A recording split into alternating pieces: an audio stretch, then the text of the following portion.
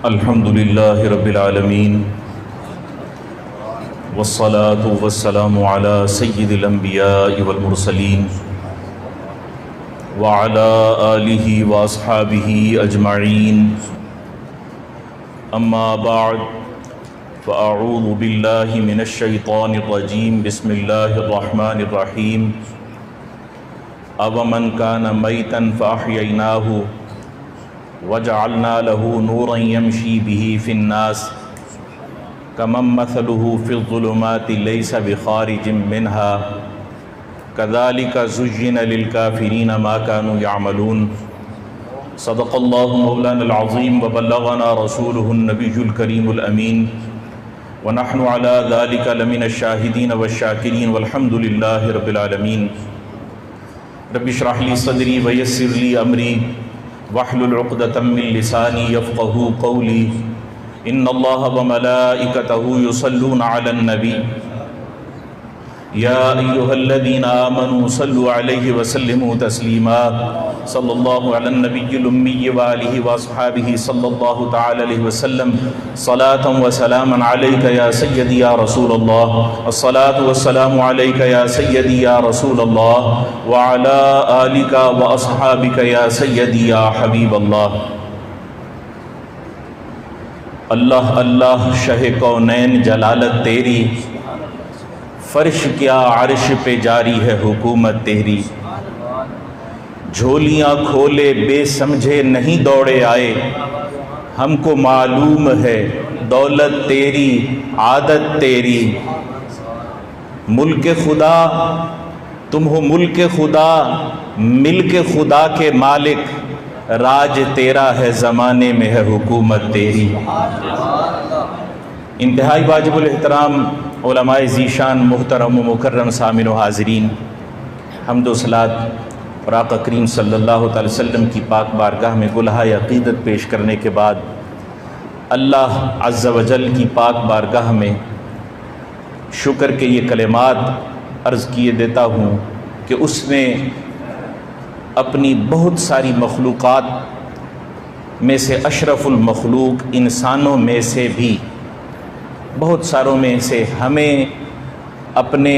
اپنے پیاروں کے ذکر کے لیے چنا اور مسجد جیسی عظیم جگہ پر حاضری کا شرف بخشا دعا ہے کہ اللہ تبارک و تعالی ہمارا یہاں مل بیٹھنا اپنی بارگاہ میں قبول فرمائے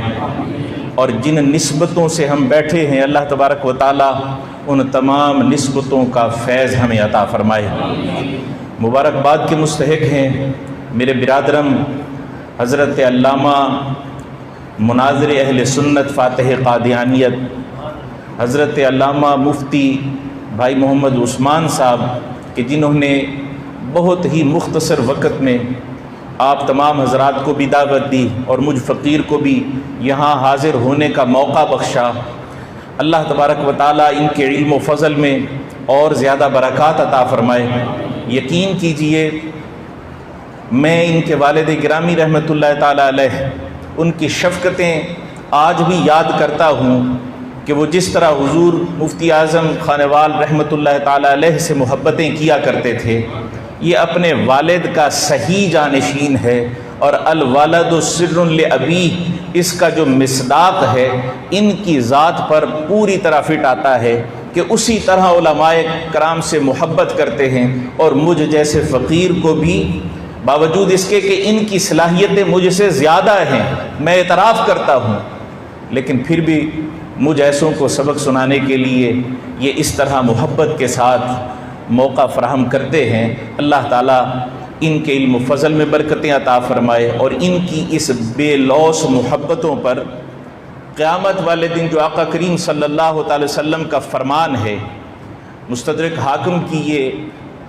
روایت ہے کہ سرکار نے ارشاد فرمایا اللہ تبارک و تعالیٰ فرشتوں سے ارشاد فرمائے گا کہ نور کے ممبر بچھا دیے جائیں اتنا اہتمام فرمایا جائے گا نورانی ممبر جو ہے وہ بچھا دیے جائیں گے اب سب منتظر ہیں کہ کس کو اس ممبر پر بیٹھنے کا حکم دیا جاتا ہے اجازت ملتی ہے تو اللہ تبارک و تعالیٰ کی رحمت ندا دے گی این المتحابون فیہ کہ جو اللہ تبارک و تعالیٰ کی رضا کے لیے ایک دوسرے سے محبت کرنے والے تھے وہ کہاں ہے؟ اب دیکھیے کہ کوئی کس کے ساتھ کیسا قلبی تعلق رکھتا ہے، یہ دل کا معاملہ ہے۔ یہ عمل سے کسی حد تک ظاہر تو ہو سکتا ہے کہ فلاں کی وابستگی فلاں کے ساتھ کیا ہے، مگر یہ دل کی بات ہے۔ لیکن اللہ علیم بذات الصدور ہے، جانتا ہے کہ میری رضا کے لیے مخلوق سے میری سے محبت کیا کرتے تھے، ایسے بھی تھے۔ اللہ تبارک و تعالیٰ ارشاد فرمائے گا میرے ان بندوں کو، اور یقیناً دلوں کے بھید جاننے والی ذات فرشتوں کو، مدبرات امر کو ان ناموں پر مطلع فرمائے گی، اور عرصات محشر میں ان کو صفوں میں تلاش کر کے لایا جائے گا اور نور کے ممبروں پر بٹھایا جائے گا۔ کام کیا کیا تھا؟ صرف اللہ کی رضا کے لیے ایک دوسرے سے محبت کی تھی۔ کسی حد تک یہ میرے موضوع سے متعلق روایت بھی تھی، بحمدہ تعالی اللہ تبارک و تعالی حق بیان کرنے کی اور ہمیں عمل کرنے کی توفیق عطا فرمائے، اور ہر مسلمان کے لیے جذبہ خیر خواہی عطا فرمائے۔ آیہ کریمہ جو میں نے تلاوت کی اس کا مفہومی ترجمہ عرض کیے دیتا ہوں۔ اللہ تبارک و تعالیٰ نے ارشاد فرمایا اومن کان میتا فاحییناہ، کیا وہ شخص کہ جس کا دل مردہ تھا پس اللہ تبارک و تعالیٰ نے اس کو حیات بخشی، اور یہ حیات کیسی بخشی کہ اس کی زندگی جو ہے اس کو کس چیز سے مزین فرما دیا؟ جعلنا لہ نورا یمشی بہ فی الناس، کہ اب وہ زندگی پا کر ایک نور کا مالک ہو گیا ہے، اس کے لیے ہم نے کر دیا ایک نور جس کے ساتھ وہ لوگوں کے درمیان چلتا ہے۔ کمن مثلہ فی الظلمات، کیا یہ اس شخص کی مثل ہو سکتا ہے کہ جو تاریکیوں میں گھرا ہوا ہے؟ لیس بخارج منہا، ان تاریکیوں سے نکل ہی نہیں سکتا ہے۔ اللہ تبارک و تعالیٰ یہ موازنہ ارشاد فرما کر پھر ارشاد فرماتا ہے کہ ایسے لوگوں پر کہ جو تاریکیوں میں ہوں گے اللہ کے عتاب کا ایسا شکار ہوں گے، فرمایا کذالک زین للکافرین ما کانوا یعملون، جو کچھ وہ کرتے ہیں اللہ ان کو ایسا مزین کر کے ان کے لیے دلچسپی کا باعث بنا دے گا کہ وہ پھر انہی اندھیروں میں ہی گھومتے رہ جائیں گے۔ اس آیہ کریمہ کا شان نزول مفسرین اکرام بیان فرماتے ہیں کہ 3 اشخاص کے متعلق ہے۔ وہ 3 اشخاص کون سے ہیں؟ ان میں سے ایک شخصیت حضرت سیدنا عمر فاروق رضی اللہ تعالیٰ عنہ، اور ایک شخصیت حضرت سیدنا عمار ابن یاسر رضی اللہ تعالیٰ عنہ۔ بعض فقہا فرماتے ہیں کہ یہ آیہ کریمہ آپ کے متعلق نازل ہوئی، اور حضرت عبداللہ ابن عباس رضی اللہ تعالیٰ عنہ سید المفسرین، آپ یہ ارشاد فرماتے ہیں کہ یہ آیہ کریمہ آج کی اس محفل کے دولہ سید الشہداء غسیل الملائکہ اسد اللہ و اسد رسول ہی گورنر مدینہ حضور سیدنا امیر حمدہ رضی اللہ تعالیٰ عنہ، آپ کی شایان شان اللہ تبارک و تعالیٰ نے قرآن پاک میں اتاری۔ اور شان نزول ہے کیا کہ آپ تشریف لے گئے شکار پر، مکہ سے باہر تھے، تو ابو جہل نے گستاخی کی اور نبی پاک صلی اللہ تعالی وسلم پر غلاظت پھینک دی، یا کسی اور طریقہ سے آقا کریم صلی اللہ تعالی وسلم کو اذیت پہنچائی۔ آقا کریم صلی اللہ تعالی وسلم کو جس کا بہت دکھ ہوا، آقا کریم غمگین ہو گئے۔ حضرت سیدنا امیر حمزہ رضی اللہ تعالیٰ عنہ جس وقت شکار سے واپس لوٹتے ہیں تو لوگ بتاتے ہیں کہ آج ابو جہل نے حد ہی کر دی تمہارے بھتیجے پر، انہوں نے یہ اذیت پیش کی ہے، آقا کریم صلی اللہ تعالی وسلم پر غلاظت ڈالی ہے۔ حضرت سیدنا امیر حمزہ رضی اللہ تعالیٰ عنہ آپ وہاں سے گھر نہیں تشریف لے گئے اور سیدھا ابو جہل کے گھر گئے، اور وہی کمان جس کے ساتھ شکار کر کے آئے تھے اس کو نکال کر اس کے سر پر اتنی زور سے مارا کہ اس کے سر سے خون نکلا اور اس کو خون و خون کر دیا۔ جس وقت آپ نے اس کے ساتھ یہ عمل کیا تو ابو جہل کہنے لگا کہ تمہیں اتنی فکر کیوں ہو رہی ہے؟ کیا وہ تمہارے ہی خداؤں کو جو ہے وہ برا نہیں کہہ رہے؟ تو حضرت سیدنا امیر حمزہ رضی اللہ تعالیٰ عنہ آپ نے فرمایا کن خداؤں کی بات کرتے ہو کہ جن کو تم اپنے ہاتھوں سے گھڑتے ہو؟ حضرت محمد مصطفیٰ صلی اللہ تعالی علیہ وسلم کیا برا فرما رہے ہیں؟ وہ یہی تو فرما رہے ہیں اپنے ہاتھوں سے گھڑے ہوئے ان پتھروں کی پوجا مت کرو، اس ایک اللہ کی طرف لوٹ آؤ جس اللہ نے ساری کائنات کو پیدا کیا ہے۔ یہ کلمات جس وقت ارشاد فرمائے نا تو اس کے ساتھ ہی اللہ تبارک و تعالیٰ نے آقا کریم صلی اللہ تعالی وسلم سے اس محبت کا صلہ اسی دنیا میں عطا فرما دیا۔ یہ محبت ہی تو تھی کہ اتنے بڑے دشمن کے ساتھ جا کر بھیڑ جاتے ہیں۔ کتنا بڑا دشمن ہے یہ بھی عرض کرتا چلوں، اس وقت کوئی کتنا طاقتور ہے اس کی جانچ یہ کی جاتی تھی کہ یہ اکیلا کتنے لوگوں کے ساتھ لڑ سکتا ہے۔ اگر اس کا مقابلہ ہو جائے 10 لوگوں کے ساتھ تو یہ 10 لوگوں پر بھاری ہوگا،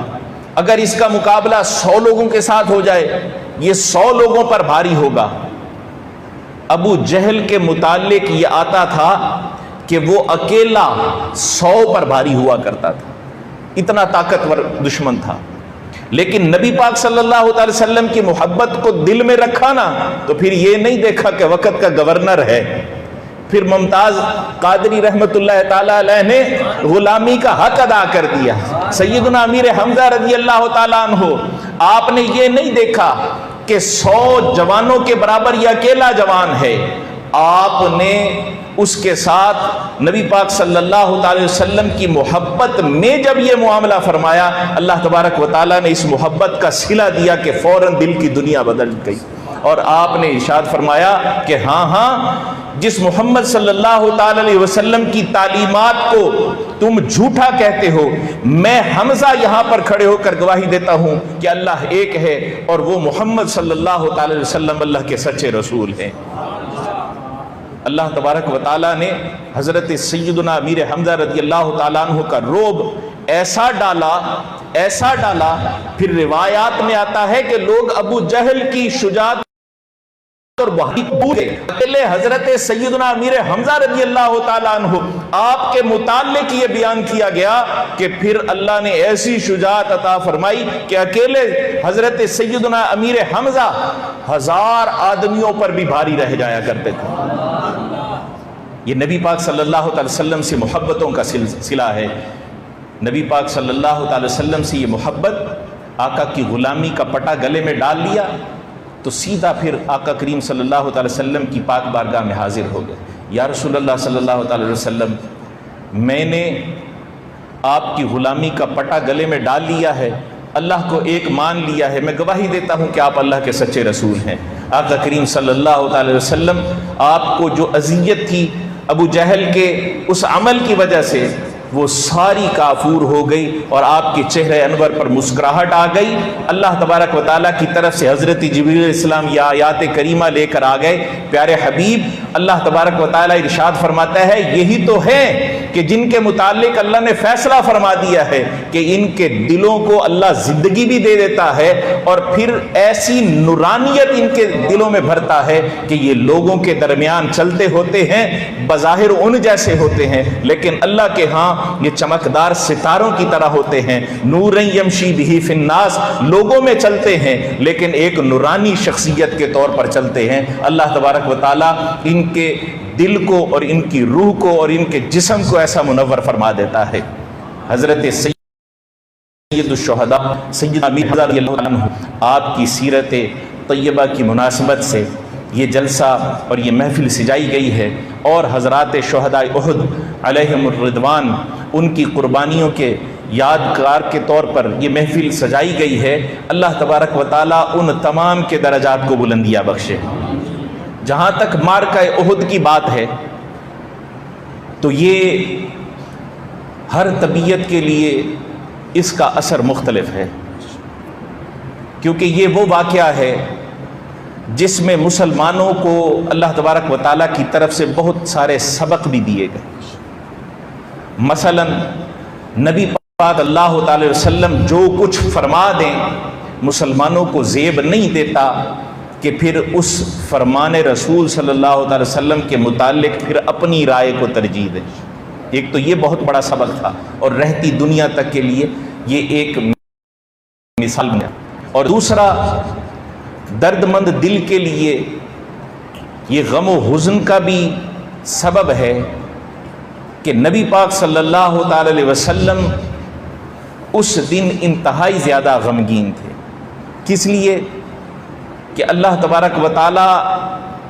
نے امتحان اور آزمائش میں مسلمانوں کو ڈالا، اور خود آقا کریم صلی اللہ تعالی علیہ وسلم کے سنان مبارک جو ہیں، دندان مبارک،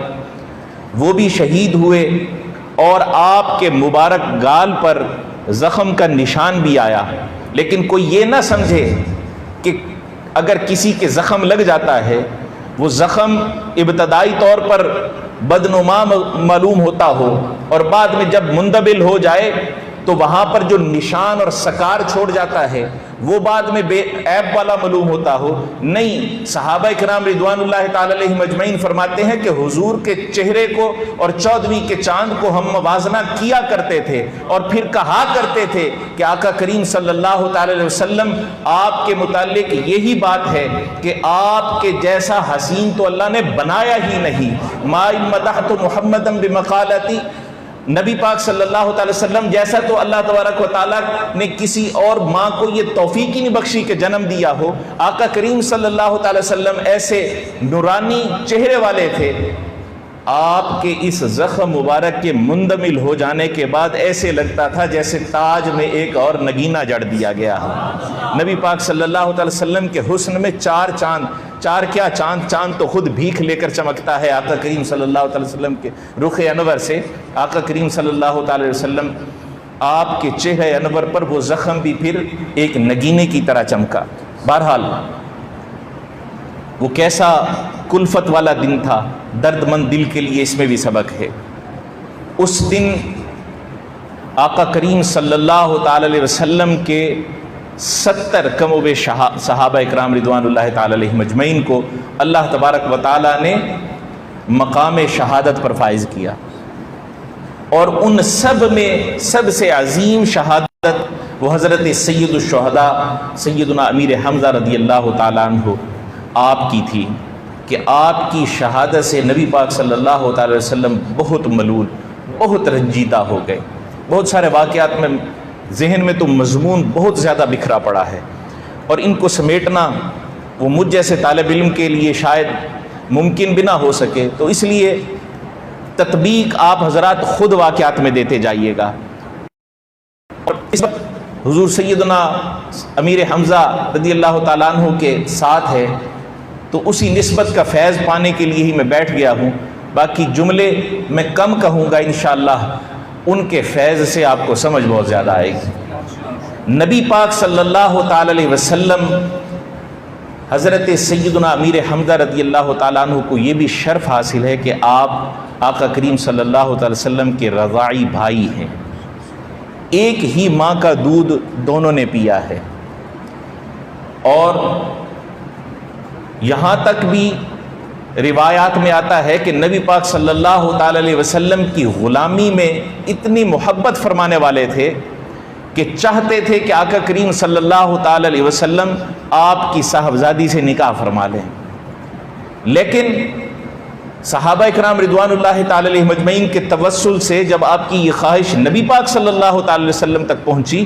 تو شریعت کا یہ اصول بھی ہم مسلمانوں کو مل گیا کہ رضاعی بھائی ہو تو اس کی اولاد کے ساتھ بھی نکاح نہیں ہو سکتا۔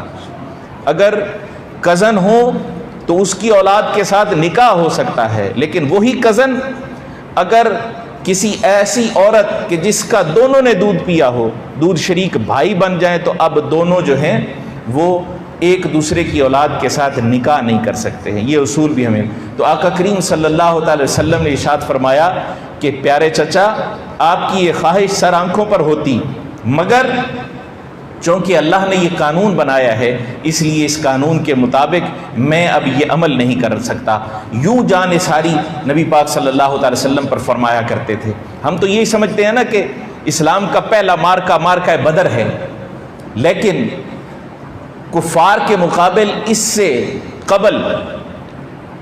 3 دفعہ لشکر اسلام ہوا. بعض روایت کے مطابق 2 دفعہ، اور ان میں سے سب سے پہلے مارکہ ابوا ہے. وہاں پر کفار کے مقابل لشکر اسلام آیا. نبی پاک صلی اللہ تعالی وسلم نے اس لشکر کی کمان حضرت سید الشہداء سیدنا امیر حمزہ رضی اللہ تعالیٰ عنہ آپ کو سونپ کر اسلام کے علم کا علم بردار بنا کر کفار کے مقابل بھیجا. اور یہ کوئی چھوٹا سا منصب نہیں ہے. یہ الفاظ بے شک میرے مختصر سے لگ رہے ہوں گے اور بڑے سادہ سے ہوں گے، لیکن سمجھنے کی بات ہے کہ اس وقت میں، جس وقت اسلام ابھی ترویج کے مراحل میں تھا اور کفار کے مظالم بھی دن بدن بڑھ رہے تھے، ایسے وقت میں لشکر اسلام کی نمائندگی کرنا اور رہنمائی کرنا اور سپہ سالاری کرنا، یہ ایک بہت بڑی ذمہ داری تھی کہ جو ذمہ داری اللہ تبارک و تعالیٰ کے حبیب نے یقیناً اللہ تبارک و تعالیٰ کی رضا سے ہی کسی ایسے کو منتخب فرما کر سونپی ہوگی کہ جو اللہ اور اللہ کے رسول کی نظر میں پیارا ہوگا. پھر دوسرا مارکہ ہوا اور تیسرا مارکہ کشیریہ تھا. وہاں پر بھی نبی پاک صلی اللہ علیہ وسلم، یہ پہلا مارکہ تھا کہ جس میں عملاً بھی علم جو ہے وہ بنا کر کسی کے سپرد کیا گیا. نبی پاک صلی اللہ تعالی وسلم کے حکم پر سفید رنگ کی ایک چادر کو جھنڈے کی شکل دی گئی اور یہ جھنڈا حضرت سیدنا امیر حمزہ رضی اللہ تعالیٰ عنہ کو عطا کیا گیا. اور اللہ کے رسول نے حکم فرمایا کہ جا کر دشمنان اسلام کے ساتھ جو ہے وہ اللہ تبارک و تعالیٰ کے ان کے خلاف اللہ تبارک و تعالیٰ کے نام کو بلند فرمائیے. محترم حضرات، یہ ساری ذمہ داریاں حضرت سید الشہداء سیدنا امیر حمزہ رضی اللہ تعالیٰ عنہ نبھاتے ہیں. آقا کریم صلی اللہ تعالی وسلم کی ہر طرح سے غلامی فرماتے ہیں، نگہبانی فرماتے ہیں، محبت فرماتے ہیں. یہ آیہ کریمہ جو میں نے عرض کی اور اس کا ترجمہ عرض کیا، اس کی تفسیر میں ہی آگے چل کے نبی پاک صلی اللہ تعالی وسلم کا ایک اور فرمان مفسرین نقل فرماتے ہیں، اور یہ 2 روایت سے ہے. ایک تو حضرت انس بن مالک رضی اللہ تعالیٰ عنہ اور ایک روایت حضرت ثوبان رضی اللہ تعالیٰ عنہ سے ہے، اور دونوں واقعات مختلف ہیں. ایک تو یہ کہ کوئی شخص حاضر ہوا، حضرت انس رضی اللہ تعالیٰ عنہ آپ بیان فرماتے ہیں، اور اس نے آ کر پوچھا یا رسول اللہ صلی اللہ تعالیٰ علیہ وسلم قیامت کب آئے گی؟ آپ نے ارشاد فرمایا تو نے قیامت کے لیے تیاری کیا کی ہے؟ وہ کہنے لگے یا رسول اللہ صلی اللہ تعالی علیہ وسلم اعمال پر تو کوئی مان نہیں، لیکن ہاں ایک بات میں ضرور سچا ہوں، وہ چاہے میرا دل بھی چیر کر دیکھ لیا جائے، کہ میں نے اللہ اور اللہ کے رسول سے محبت ضرور کی ہے. نبی پاک صلی اللہ تعالی علیہ وسلم نے ارشاد فرمایا پھر بے فکر ہو جا، جس کے ساتھ تو محبت کرتا ہے اللہ تبارک و تعالیٰ کل قیامت میں تجھے اسی کے ساتھ رکھے گا. تو حضرت انس بن مالک رضی اللہ تعالیٰ عنہ آپ فرماتے ہیں کہ ہمیں بہت ساری خوشخبریاں آقا کریم صلی اللہ تعالی وسلم کی زبان حق ترجمان سے سننے کو ملی تھی، مگر یہ جب سنا کہ انسان جس سے محبت کرتا ہوگا اللہ تبارک و تعالیٰ کل قیامت میں اس کو اسی کی معیت عطا فرمائے گا، تو فرماتے ہیں کہ غلامان رسول صلی اللہ علیہ وسلم کے چہرے خوشی سے کھل اٹھے اور ایک دوسرے کو مبارکبادیاں دیتے تھے کہ اللہ تبارک و تعالیٰ نے کیسا کرم فرما دیا ہے اور ہماری کیسی دستگیری فرما دی ہے کہ کل قیامت میں بھی ہم نبی پاک صلی اللہ علیہ وسلم کے ساتھ ہوں گے. اور دوسرا حضرت ثوبان رضی اللہ تعالیٰ عنہ آپ کا واقعہ ہے کہ آپ گھر بیٹھے ہوئے تھے اور آقا کریم صلی اللہ تعالی وسلم کی محفل میں کچھ سوچ رہے تھے. سوچتے سوچتے آقا کریم صلی اللہ تعالی وسلم کی محفل میں جانے کا شوق ہوا. جیسے جیسے حضور آقا کریم صلی اللہ تعالی وسلم کی محفل کے قریب ہوتے گئے، یعنی مجلس کی طرف آتے گئے، مسجد کی طرف بڑھتے گئے، دل میں رکت بھی بڑھتی گئی. اب حالت یہ ہو گئی کہ مسجد کے دروازے سے جب اندر داخل ہوئے ہیں تو آنسو زاروں قطار بہ رہے ہیں. روتے ہوئے نبی پاک صلی اللہ تعالی وسلم کی بارگاہ میں حاضر ہو گئے اور عرض کرنے لگے یا رسول اللہ صلی اللہ تعالی علیہ وسلم میں آپ سے ایک بات پوچھنے آیا ہوں۔ آقا کریم صلی اللہ تعالی وسلم اللہ کی عطا سے جانتے تو سب کچھ ہیں، مگر ہمارے لیے بھی تو بہت کچھ واضح کرنا ضروری تھا۔ آقا کریم صلی اللہ تعالی وسلم نے ارشاد فرمایا میرے غلام کس بات نے تجھے اتنا رلا دیا؟ صلی اللہ علیہ وسلم سوچا کہ حضور کی محبت جس وقت تڑپاتی ہے یا کوئی اداسی چھاتی ہے یا کوئی مصیبت محسوس کرتا ہوں، یہاں تک کہ بھوک یا پیاس بھی شدت کی ہو جائے، حضور آپ کے چہرے انور کی زیارت کے لیے آپ کے پاس آ جاتا ہوں تو دل کی پیاس کیا روح کی پیاس اللہ تبارک و تعالیٰ بجھا دیتا ہے۔ حضور یہ عمل ہمیں یہاں تو میسر ہے،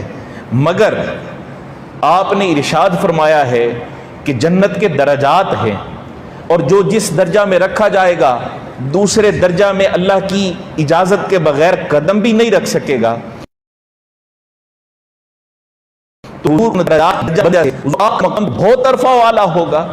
تو مجھ جیسا غلام جب آپ کی زیارت کی تڑپ رکھے گا یا رسول اللہ صلی اللہ تعالی وسلم میں آپ کی خدمت میں کیسے پہنچ پاؤں گا؟ وہاں تو آپ کا درجہ تو نبیوں کے بھی درجوں سے اوپر ہوگا۔ حضور اس بات نے رلا دیا ہے۔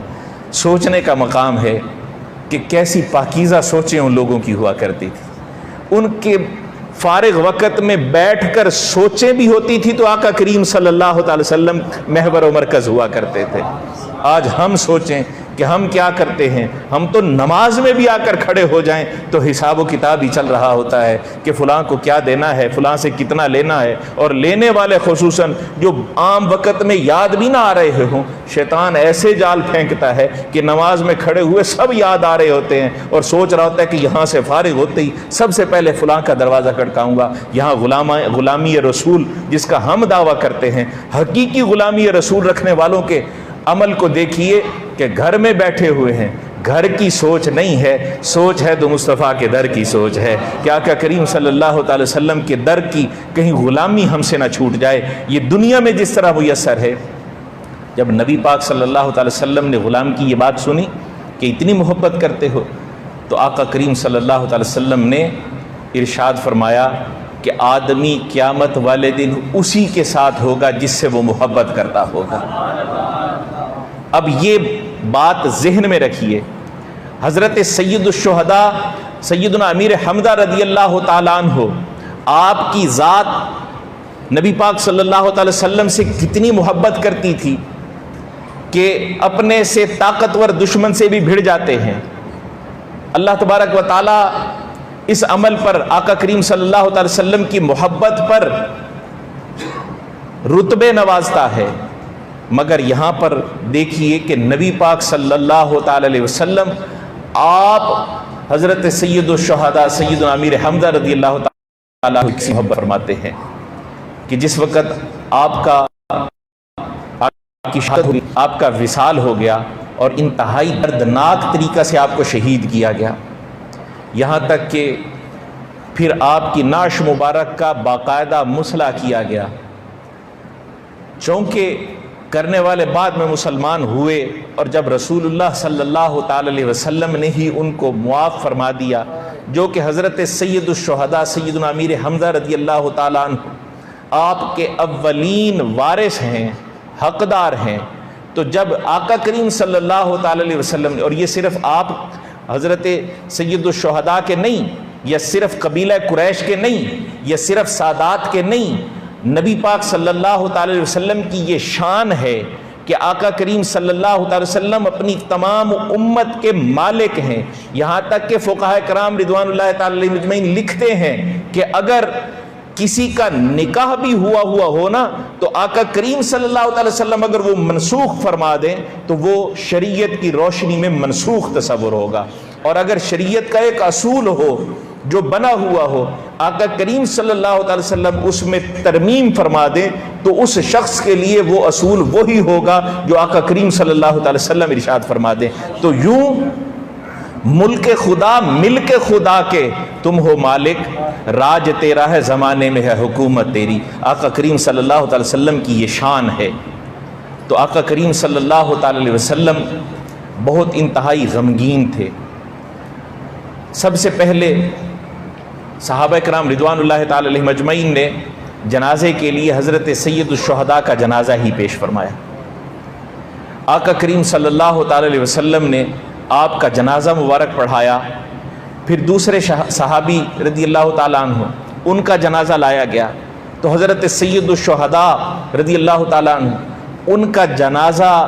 اٹھایا جانے لگا کہ اب دوسرے صحابی کا، یہ فقہ کا مسئلہ ہے کہ سب کی جنازہ اکٹھی بھی ادا ہو سکتی تھی، مگر آقا کریم صلی اللہ تعالی وسلم رحمت للعالمین تھے، اور ہر ایک کے لیے آپ نے پسند فرمایا کہ ہر ایک پر میں الگ الگ کے لیے الگ الگ ہی تکبیریں کہوں۔ تو اس وجہ سے جس وقت دوسرے صحابی کا جنازہ لایا گیا، حضرت سید الشہداء رضی اللہ تعالیٰ عنہ آپ کا جنازہ اٹھایا جانے لگا، آقا کریم صلی اللہ تعالی وسلم نے ارشاد فرمایا میرے چچا کا جنازہ یہاں سے مت لے جاؤ، ان کا جنازہ یہیں پڑا رہنے دو، باقی ایک ایک کر کے جنازے آتے جائیں گے، میں سب کے جنازے پڑھاتا جاؤں گا۔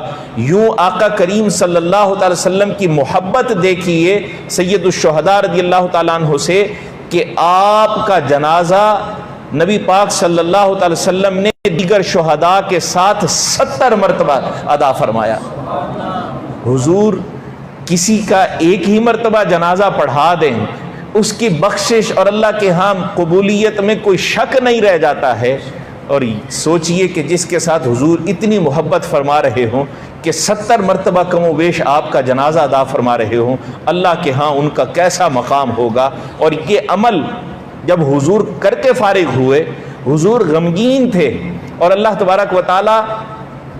یہ نبی پاک صلی اللہ تعالی وسلم کے متعلق ہمیشہ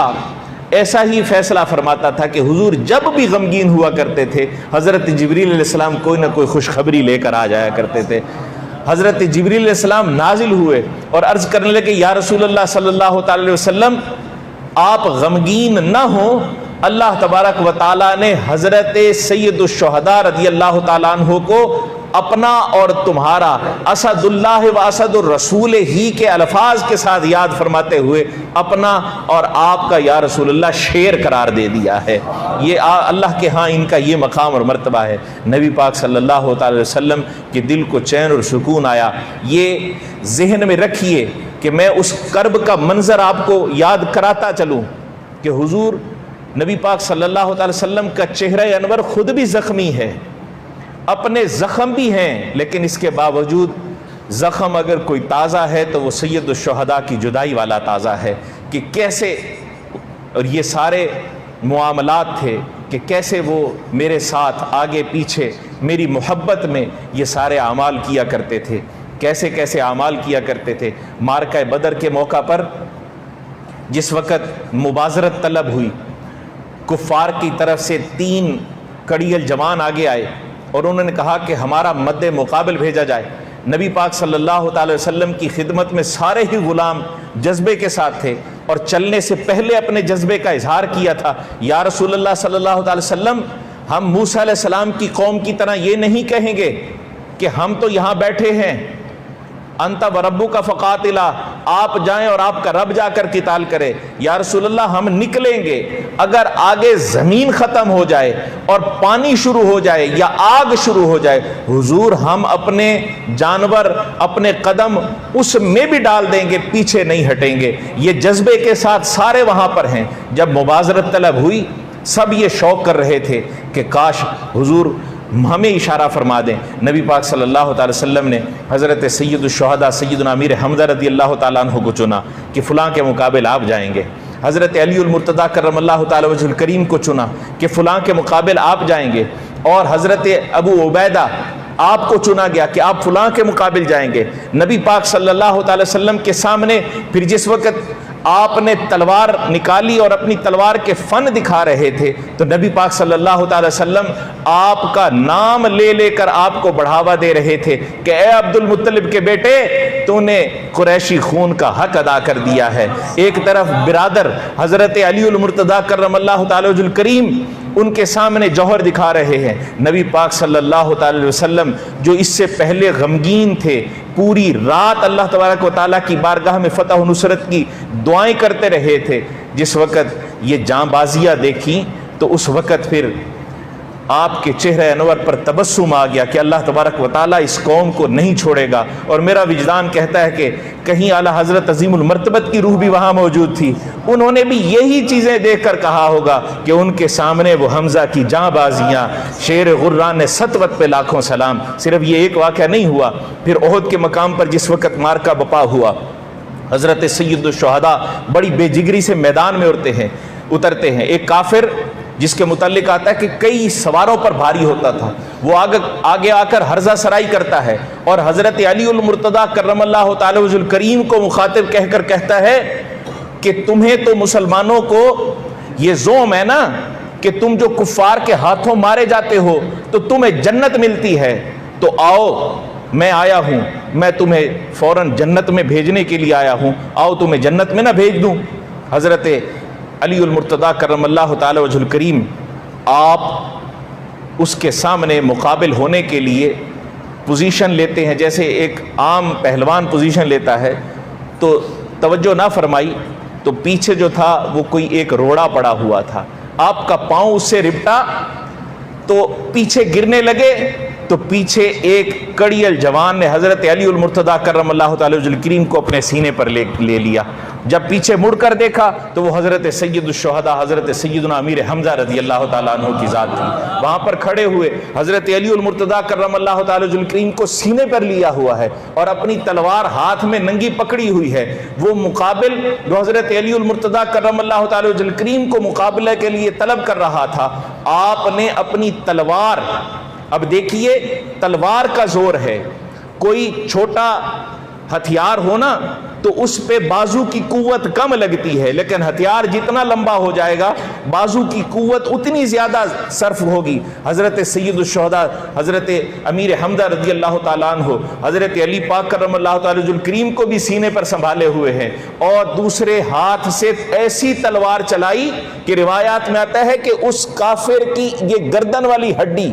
اس کو وہ تلوار چیرتی ہوئی یہ ریڑھ کی ہڈی کے سب سے نچلے حصے تک جا کر رکی اور اس کو ایک ہی وقت میں چیر کر رکھ دیا. یہ جب منظر دیکھا تو حضرت امیر حمزہ رضی اللہ تعالیٰ عنہ آپ کا ایک نام پڑ گیا کہ آپ وہ ہیں کہ جو ایک ہی وار میں چیر کر رکھ دیا کرتے ہیں. حضرت سید الشہداء سیدنا امیر حمزہ کی یہ جاں بازی دیکھی ہوگی تو حضور اعلیٰ حضرت نے فرمایا ہوگا ان کے آگے وہ حمزہ کی جاں بازیاں شیر غران سطوت پہ لاکھوں سلام.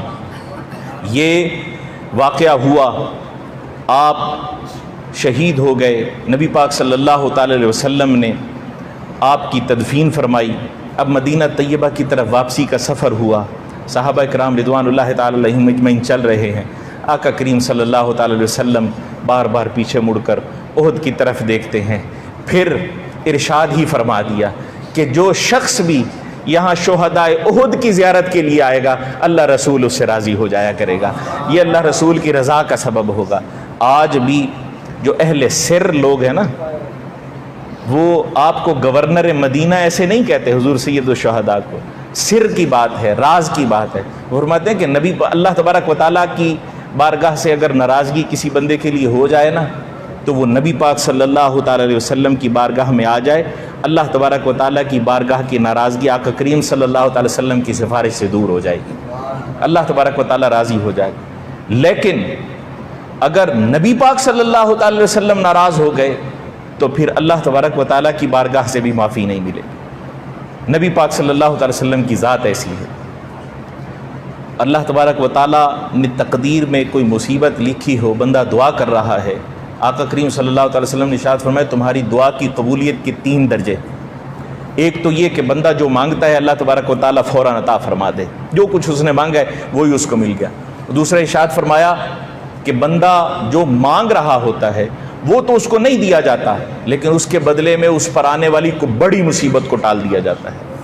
اور ارشاد فرمایا تیسرا درجہ یہ ہے کہ دنیا میں آزمائشیں بھی آتی جاتی ہیں. وَلَنَبْلُوَنَّكُمْ بِشَيْءٍ مِّنَ الْخَوْفِ وَالْجُوعِ وَنَقْصٍ مِّنَ الْأَمْوَالِ وَالْأَنفُسِ وَالثَّمَرَاتِ وَبَشِّرِ الصَّابِرِينَ. یہ سارے معاملات ہوتے رہتے ہیں, کبھی خود کو تکلیف ہے, کبھی بچوں کے ذریعے تکلیف ہے, کبھی مال میں کمی ہے, یہ سارے معاملات بھی ہو رہے ہیں. دعائیں مانگتا جا رہا ہے, مصائب میں بھی کمی نہیں, جو مانگ رہا ہے وہ بھی نہیں مل رہا. آقا کریم صلی اللہ تعالی وسلم نے ارشاد فرمایا کل قیامت والے دن جب پہنچے گا تو اللہ تبارک و تعالیٰ اس کے نامہ اعمال میں پہاڑوں جتنا ثواب درج فرما دے گا۔ وہ بندہ عرض کرے گا باری تعالیٰ میں نے تو ایسے عمل نہیں کیے، اللہ ارشاد فرمائے گا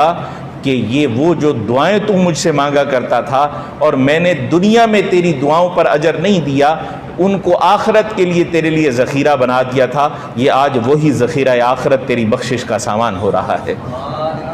تو آقا کریم صلی اللہ تعالی وسلم نے ارشاد فرمایا اس دن میدان حشر میں پھر ہر شخص یہ دعا کر رہا ہو، اس دن یہ خواہش کر رہا ہوگا کہ کاش دنیا میں ہماری کوئی دعا قبول ہی نہ ہوئی ہوتی۔ آقا کریم صلی اللہ تعالی وسلم نے ارشاد فرمایا دعا کی قبولیت کا سب سے افضل ترین درجہ یہی ہے۔ یہ یوں نبی پاک صلی اللہ تعالی وسلم نے دعا کی قبولیت کے متعلق ارشاد فرمایا۔ بات میرے ذہن سے نکل گئی، نہ جانے کس طرف جا رہی تھی، بہرحال عرض کیے دیتا ہوں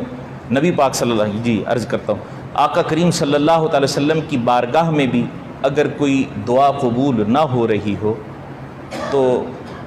لوگوں نے لکھا ہے کہ دو ہی جگہ ہیں جہاں سے پھر آقا کریم کی بارگاہ میں سفارش پہنچے گی تو رد نہیں ہوگی۔ ایک تو نبی پاک صلی اللہ تعالی وسلم کے قدمین میں ہٹتا جائے پیچھے اور شہزادی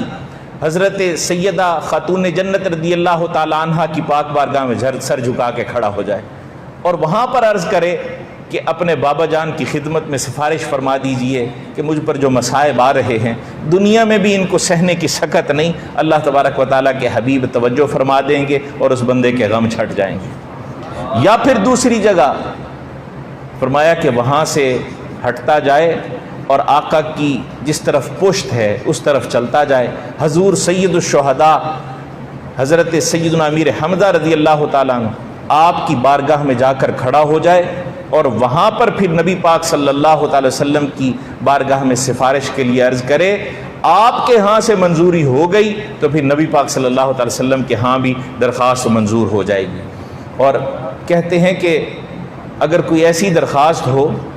تو سب سے پہلے مارک ہی حضور سید الشہداء سے کرا لینی چاہیے۔ آقا کریم کی خدمت میں پیش کرنے سے پہلے ہی حضور سید الشہداء کی خدمت میں پیش ہو جاؤ، وہاں پر آپ کے ایصال ثواب کا اہتمام کرو اور وہاں پر عرض کرو کہ اللہ کے حبیب کے حضور میری یہ درخواست کی منظوری کے لیے سفارش فرما دیجئے گا۔ اللہ تبارک و تعالیٰ کے حبیب حضور آپ اتنا پیار فرماتے ہیں کہ اپنے چچا کی بات کو رد نہیں فرماتے اور آپ اس درخواست کو ضرور قبول فرما لیا کرتے ہیں، دعا قبول ہو جایا کرتی ہے۔ اگر کوئی ایسا معاملہ ہو کہ دنیا میں اب سہنا نہ اب کافی نہیں رہا،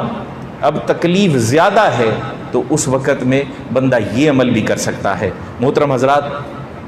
قافلہ واپس جا رہا ہے، حضور صلی اللہ تعالی وسلم آپ واپس مڑ کر یہ دعا ارشاد فرما دیتے ہیں کہ جو کوئی بھی ان کی زیارت کے لیے آئے گا اور ان کو سلام دے گا وہ خود ان کے سلام کا جواب بھی پائے گا۔ پھر حضرت علی المرتضیٰ کرم اللہ تعالی وجہ الکریم آپ کے ایک پوتے حضرت عمر بن علی رضی اللہ تعالیٰ عنہ آپ کے ایک شہزادے کے متعلق آتا ہے کہ آپ تشریف لے گئے تو جا کر حضور سید الشہداء کی خدمت میں سلام پیش کیا تو واپسی باقاعدہ کانوں سے جواب سنا کہ وعلیکم السلام ورحمۃ اللہ وبرکاتہ۔ آج بھی جو جن کے دلوں کے پردے اٹھے ہوئے ہیں اور حجاب نہیں ہے اور توجہ کرتے ہیں تو مزار والے سے بات چیت بھی کر لیتے ہیں، وہ آج بھی اس سلام کا جواب سنتے ہیں۔ نبی پاک صلی اللہ تعالی وسلم یہ محبتیں بھی نچھاور فرما رہے ہیں۔ مدینہ کی طرف سفر میں قریب پہنچتے ہیں تو آپ کی ایک شہزادی تھی حضور سید الشہداء رضی اللہ تعالیٰ عنہ کی شہزادی، ان کا نام بھی فاطمہ تھا اور عمر میں بھی کم و بیش حضور سیدہ خاتون جنت رضی اللہ تعالیٰ عنہ کی ہم عمر ہی تھی۔ آپ آگے بڑھتی ہیں اور قافلے والوں میں تلاش کرتی ہیں کہ میرے بابا نظر نہیں آ رہے ہیں۔ حضرت سیدنا ابوبکر صدیق رضی اللہ تعالیٰ عنہ چونکہ آپ نبی پاک صلی اللہ تعالی وسلم کے سب سے قریب ہوا کرتے تھے تو یہ سوچتے ہوئے کہ نبی پاک صلی اللہ تعالی وسلم سب سے زیادہ باخبر ہیں اور ان کے بعد حضرت ابوبکر صدیق رضی اللہ تعالیٰ عنہ باخبر ہیں، تو آپ کی خدمت میں پوچھتی ہیں چچا جان میرے بابا نظر نہیں آ رہے۔ حضرت ابوبکر صدیق رضی اللہ تعالیٰ عنہ کی آنکھوں سے آنسوؤں کی جھڑیاں لگ جاتی ہیں اور اتنی ہمت نہیں پاتے ہیں کہ یہ بات کہہ دیں کہ بیٹا آپ کے والد گرامی آج اللہ کے حضور حاضر ہو گئے ہیں. ہمت نہیں پاتے, صرف یہ عرض کرتے ہیں کہ پیاری بیٹی پیچھے ہمارے آقا تشریف لا رہے ہیں, تم انہی سے پوچھ لینا کہ آپ کے بابا کہاں ہیں. نبی پاک صلی اللہ تعالی وسلم پہنچتے ہیں, بیٹی عرض کرتی ہے یا رسول اللہ صلی اللہ تعالی وسلم میرے بابا بھی سج سنور کر آپ کے ساتھ گئے تھے, حضور میرے بابا کہاں ہیں. آقا کریم صلی اللہ تعالی وسلم کو وہ زخم دوبارہ یاد آ جاتا ہے. آقا کریم صلی اللہ تعالی وسلم کی آنکھوں سے آنسو جاری ہو جاتے ہیں. اب کیسی محبت حضور سید الشہداء کے گھرانے سے فرماتے ہیں. آقا کریم ارشاد ہی فرما دیتے ہیں, فرماتے ہیں کہ بیٹی آج کے بعد صرف حمزہ نہیں, آج کے بعد میں محمد مصطفیٰ صلی اللہ تعالی وسلم ہی تیرا باپ ہوں. آج کے بعد مجھے ہی اپنا باپ کہنا, آج کے بعد تمہارے باپ کی کمی میں محمد مصطفیٰ صلی اللہ تعالی وسلم ہی پوری کیا کروں گا. محترم حضرات, اب وہ اصول ذہن میں رکھیے کہ جو تو کسی مومن سے محبت کرتا ہو اور اس کی خیر خواہی کا جذبہ رکھتا ہو, اللہ اس کے لیے تو نور کے ممبر بچھائے گا, اور جس سے حضور ہی محبت فرماتے ہوں اللہ اس کو کیسے مقام اور مرتبے عطا فرمائے گا. روایات میں آتا ہے کہ نبی پاک صلی اللہ تعالی وسلم آپ نے ملاحظہ فرمایا تو جنت کا منظر جو ہے وہ آپ پر عیاں ہو گیا. دیکھا کہ آپ کا ایک امتی جو ہے وہ جنت میں پہلے سے پہنچا ہوا ہے. آپ نے دریافت فرمایا کہ ابھی تو جنت کا دروازہ کھلنا باقی ہے, تو سب سے پہلے جنت میں کیسے پہنچ گیا ہے؟ تو وہ شخص کہتا حضور بات اس طرح تھی کہ ایک رستے سے گزر رہا تھا, دیکھا کہ ایک درخت کی شاخ جھکی ہوئی ہے, مجھے یہ گمان ہوا کہ اس شاخ کے اس طرح جھک جانے کی وجہ سے رستے والوں کو بڑی تکلیف ہوا کرتی ہوگی, یہاں سے گزرنے میں بڑی دقت ہوا کرتی ہوگی. ابھی تو خالی ہاتھ ہوں, کل آؤں گا اور اپنے ساتھ کلہاڑی لاؤں گا اور اس رستے کی تکلیف کو دور کر دوں گا اور اس شاخ کو کاٹ کر رستہ صاف کر دوں گا. آقا کریم صلی اللہ علیہ وسلم کی خدمت میں عرض کرتا ہے یا رسول اللہ دوسرے دن کے لیے اللہ نے مہلت نہیں بخشی, میں جا کر وہ شاخ کاٹ نہیں پایا تھا کہ اللہ تبارک و تعالیٰ کی طرف سے حکم آ گیا اور میں داعی اجل کو لبیک کہتے ہوئے اللہ کی بارگاہ میں حاضر ہو گیا ہوں, مگر معاملہ جو ہے وہ بڑا عجیب و غریب ہوا. یہاں پر پہنچا تو اللہ کی طرف سے مجھے پروانہ دے دیا گیا کہ جاؤ, اس نے میری مخلوق کے ساتھ خیر خواہی کے متعلق سوچا تھا, اس لیے آج یہ میری رحمتوں کا مستحق ہو گیا ہے, اس کو جنت میں جانے دیا جائے. صرف غیر خیر خواہی اور محبت کا مومنوں کے متعلق سوچا ہے تو اللہ تبارک و تعالیٰ یہ اجر عطا فرما رہا ہے. سوچئے کہ جس کے ساتھ آقا کریم صلی اللہ تعالی وسلم محبت فرماتے ہوں گے, پھر اس سید الشہداء رضی اللہ تعالیٰ عنہ آپ کا کتنا مقام ہوگا, اللہ کے ہاں کتنا آپ کے لیے اللہ تبارک و تعالیٰ کے حبیب کی اس نسبت سے اجر ہوگا. محترم حضرات, اللہ تبارک و تعالیٰ آپ کی دین اسلام کی قربانیوں کے طفیل ہمیں دین اسلام کی قدر کی توفیق عطا فرمائے, اور اسلام پر جو مصائب اور مظالم اس وقت ڈھائے جا رہے ہیں اللہ تبارک و تعالیٰ ان سے مسلمانوں کو محفوظ فرمائے. حضور سید الشہداء رضی اللہ تعالیٰ عنہ شہداء کے سید اور سردار ہیں, اور ایک شہید کے متعلق اللہ نے ارشاد فرمایا ہے کہ ان کو مردہ گمان بھی نہ کرنا, بلکہ وہ تو زندہ ہیں اور اللہ کے ہاں رزق پاتے ہیں. آج سے کم و بیش 125 سال پہلے یہ ہوتا تھا. اب تو وہاں پر برساتی نالے بنا دیے گئے, مگر سیلاب آیا اور وہ سارا پانی جمع ہو جایا کرتا تھا وادی احد میں. پہاڑ ہے, ویسے تو وہ پہاڑی بڑا عظیم الشان پہاڑ ہے, اس کی زیارت جو ہے وہ اپنی جگہ پر ایک دلوں کو سکون دیتی ہے, اور کیوں دیتی ہے اس کے متعلق بھی ہمارے بزرگ یہ فرمایا کرتے تھے, اس لیے دیتی ہے کہ یہ وہ پہاڑ ہے کہ جس نے اللہ تبارک و تعالیٰ کی تجلیات کو دیکھا ہے. یعنی یہ احد پہاڑ جو ہے اللہ تبارک و تعالیٰ کے کلیم حضرت موسیٰ علیہ السلام نے جس وقت اللہ کی بارگاہ میں عرض کی نا کہ اے باری تعالیٰ میں تجھے دیکھنا چاہتا ہوں, تو اللہ نے ارشاد فرمایا لن ترانی ولکن انظر الی الجبل فإن استقر مکانہ فسوف ترانی, کہ اگر ہم تجلی ڈالیں گے پہاڑ قائم رہا تو تم بھی مجھے دیکھ لو گے ان قریب. حضرت موسیٰ علیہ السلام کو پہاڑ پر نظریں گاڑنے کا حکم دیا, اور اللہ کی تجلی جب پہاڑ پر پڑی تو پہاڑ ریزہ ریزہ ہو گیا اور ٹکڑے ٹکڑے ہو کر گرا ہے. اس طور پہاڑ کا ہی ایک حصہ یہ احد پہاڑ ہے،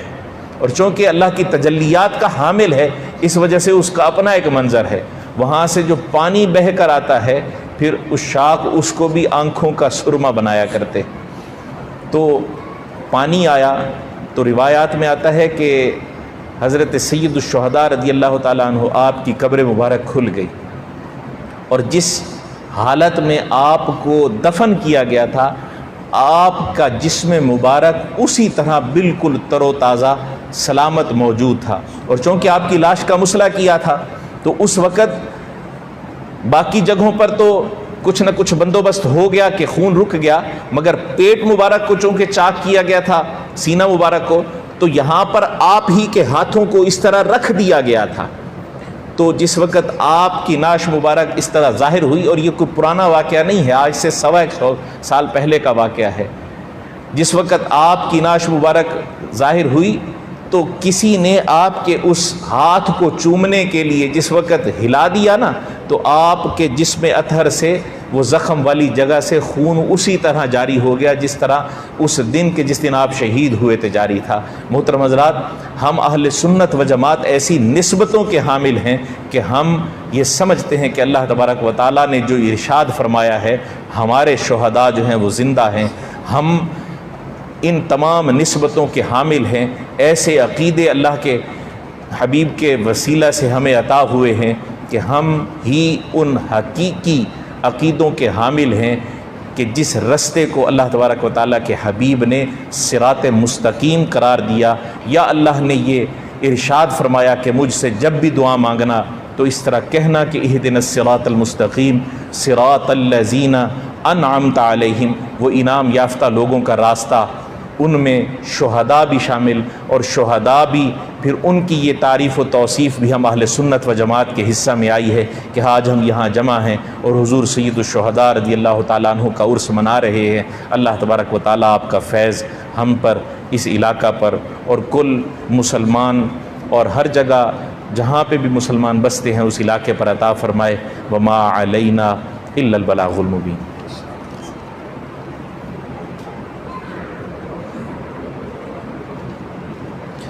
جی ہاں، میں ضمناً تو یہ بات عرض کر ہی چکا تھا،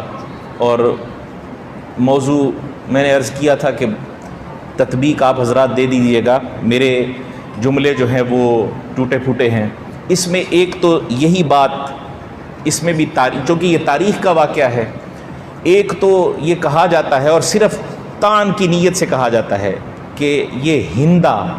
بنت ابو سفیان یعنی حضرت سیدنا امیر معاویہ رضی اللہ تعالیٰ عنہ کی یہ ہمشیرہ بنتی ہیں، والدہ، ان کی والدہ، ان کے ساتھ نسبت کی وجہ سے طعناً یہ کہا جاتا ہے کہ انہوں نے ہی یہ سارا واقعہ کروایا، مگر حقیقت میں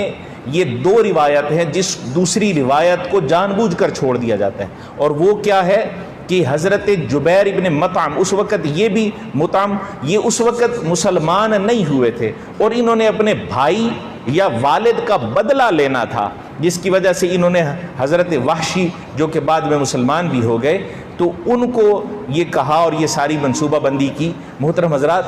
یہ صرف واقعہ پھر حضرت سیدنا امیر معاویہ رضی اللہ تعالیٰ عنہ آپ کی شان کو گھٹانے کے لیے ہی کیوں بیان کیا جاتا ہے؟ اس سے بڑا نقصان تو حضرت سیدنا خالد ابن ولید رضی اللہ تعالیٰ عنہ نے کیا تھا۔ پھر اپنا بیڑا غرق کرنا ہے تو پوری طرح کرو نا۔ حضرت سیدنا امیر معاویہ رضی اللہ تعالیٰ عنہ پر تان کرتے ہو تو حضرت سیدنا خالد ابن ولید کو بھی مت چھوڑو کہ وہی تو تھے کہ جبل رماد سے جس وقت مسلمان ہٹ گئے تو انہوں نے ہی سب سے پہلے ملاحظہ کیا اور بھاگتا ہوا کفار کا لشکر سب پلٹا لیا اور وہاں پر آ کر مسلمانوں پر پشت سے حملہ کیا، اور کتنے 70 کے قریب جو ہے وہ مسلمانوں کو شہید کر دیا، سرکار کے صحابہ کو شہید کر دیا۔ تو یہ سارا واقعہ تو پھر حضرت سیدنا خالد ابن ولید کے کھاتے میں جاتا ہے، تو پھر حضرت سیدنا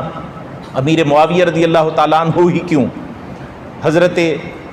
سیدنا امیر معاویہ رضی اللہ تعالیٰ عنہ کو تو نبی پاک صلی اللہ علیہ وسلم نے ایسا غلامی میں لیا کہ اللہ تبارک و تعالیٰ کی طرف سے جو وحی اترتی ہے، یہ قرآن جس کے متعلق اللہ کے حبیب نے اللہ کا فرمان بتایا ہے ہمیں کہ لا ریب فیہ، اس میں کوئی شک ہی نہیں ہے، یہ لکھوانے کی ذمہ داری حضرت سیدنا امیر معاویہ رضی اللہ تعالیٰ عنہ کے ہاتھ میں تھی کہ آپ کاتب وحی بھی تھے، آپ یہ جو ہے وہ لکھا کرتے تھے، آپ کو تو حضور نے ایسا قبول فرما لیا، ان کو تو ایسا قبول فرما لیا ہو، اور آج جو ہے 1400 سال کے بعد جو ہے وہ صرف یہ آپس کے مشاجرات صحابہ ان کو لے کر جو ہے وہ حضرت سیدنا امیر معاویہ رضی اللہ تعالیٰ عنہ پر طعن و تشنیع کیا جائے۔ علمان والحفیظ، یہ بہت بڑا فتنہ ہے، ان کے متعلق کف لسان ضروری ہے۔ مشاجرات صحابہ میں جو بھی پڑھے گا،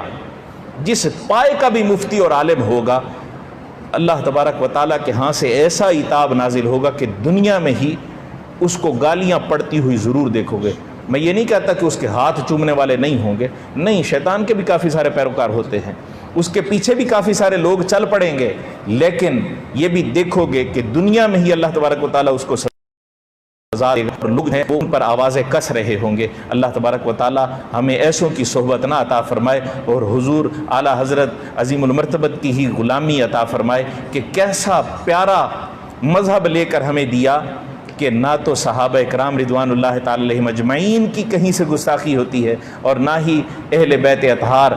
رضوان اللہ تعالی علیہم اجمعین کا دامن ہاتھ سے چھوٹتا ہے، اور یہی کہہ دیا بلکہ عقیدہ دے دیا کہ اہل سنت کا ہے بیڑا پار کہ اصحاب حضور نجم ہے اور ناؤ ہے عطرت رسول اللہ کی۔